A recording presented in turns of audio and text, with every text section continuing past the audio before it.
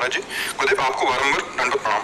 गुरुदेव प्रार्थना के साथ जिज्ञासा है कि मृत्यु होते ही जब सूक्ष्म शरीर देख लेता है कि आप स्थूल शरीर नहीं कह रहे हैं कि मृत्यु के बाद की सोचो काय को, मृत्यु के पहले ही हिसाब किताब क्यों न कर लो, लंबा काय को खींच रहे हो, मृत्यु के बाद क्या होता है क्या नहीं। हम मृत्यु के पहले ही पहले अपना पूरा हिसाब कर लेते हैं, हमें बात की तो परवाह ही नहीं, क्या हिसाब कर लेते हैं, मन और इंद्रियों को भगवान में लगा दिया। गीता जी कह रही, भगवान के श्री मुख्य वचन है, मन मना हो मद भक्तो मात्यादि माम नमस्करो। अगर मय्येव मन आदत सो मयि बुद्धि निवेश है तो निवशस्य मय्येव अतुर्धम संशया, यदि तू मेरे में मन लगा दे, मेरे में बुद्धि लगा दे तो मेरे को प्राप्त हो जाएगा, इसमें कोई संशय नहीं। तो जीते जी हिसाब किताब बराबर कर दिया। हम परेशान है मरने के बाद, हम क्यों आगे के लिए रास्ता रखे, हम सारी बुद्धि इस बात में लगावे कि हम मरने वाले नहीं है, शरीर मरने वाला है, कभी नहीं बचेगा, चेतन कभी मरता नहीं है, ईश्वरन सजीव अविनाशी चेतन अमर सहज सुख राशि। ये जो मरने के बाद की यात्रा है, ये मरने के वाले शरीर में राग करने के कारण है। अगर ये राग हटाकर भगवान में लगा दो, परमात्मा में लगा दो तो मरने खत्म हो गया, शरीर छूटा, अपने भगवान के स्वरूप को प्राप्त हो गया, अपने स्वरूप को प्राप्त हो गया। ये आगे वाली जो यात्रा की दौड़ भाग सोच रहे हो, उसे मिटाने के लिए सोचो ना। इसी शरीर में रहते हुए आनंद की कैसे प्राप्ति करी जाए? अरे आनंद चकाचक भरा है, शरीर का राग केवल छोड़ो। हम जो कह रहे हैं शरीर का राग छोड़ो, बोले कैसे छोड़े, बोले हो ये विवेक मोह भ्रम भागा तब सब विषय विलास विरागा। विवेक जागृत हो जाए, उसके लिए पवित्र आचरण। आप देखो जीवन में क्या पवित्र आचरण है, कितने गंदे आचरण हो चुके हैं अपने लोग सबसे। आप देखो ना, अब वो जो गंदा हो चुका है मानो उसको हमको धुलना पड़ेगा, हम ही को धुलना पड़ेगा। जो गंदगी हमने फैलाई उसे हम ही समेटना पड़ेगा। अब जो गंदगी समेटना चाहे तो गंदा मन गंदगी की तरफ जा रहा है, हमें साथ नहीं दे रहा, बहुत जलन पैदा होती। वो कहता है भोगोगा ना भोगो तो जलन पैदा होती ना। अब भजन में बैठो तो प्रपंच की बातें करवा रहा है, बड़ी समस्या है ना। किसी को लड़ना कहते हैं, ये युद्ध है, हमको ये लड़ना पड़ेगा।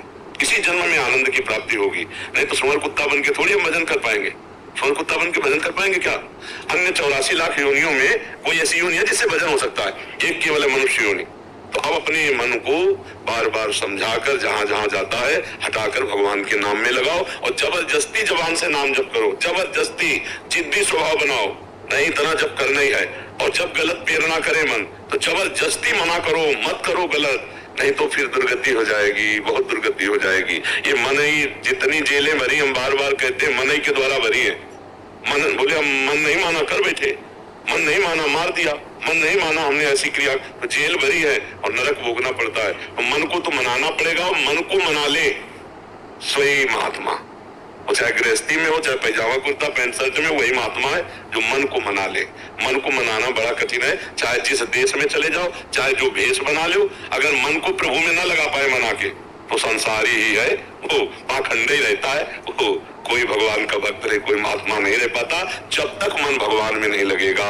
मन भगवान में तो चाहे बालक हो, चाहे वृद्ध हो, चाहे स्त्री हो, चाहे गृहस्थ हो, वो भगवान का। पुरुष नपुंसक नारीवा जीव चराचर कोई, सर्व भाव भज कपट तजी मोहि परम प्रिय सोई। भगवान कहे कपट का त्याग कर जो निरंतर मेरा भजन करता है, चाहे स्त्री हो पुरुष हो, कोई हो, बालक हो वृद्ध हो, ज्ञानी हो अज्ञानी हो, भगवान की कृपा से तेसाम हम समुद्धरता मृत्यु संसार सागर, उसे मैं मृत्यु संसार सागर से पार कर देता हूँ। अब डट के भजन तो करना पड़ेगा। अब भजन में मन नहीं लगता है तो हमको जबान से जपना पड़ेगा, यदि भाग्य वर्तते नाम तुभ्यम। अब हम बोल रहे राधा राधा राधा राधा राधा राधा राधा राधा राधा राधा राधा राधा राधा राधा, इसी को धीमे उतारते चले जाओ, राधा राधा राधा राधा।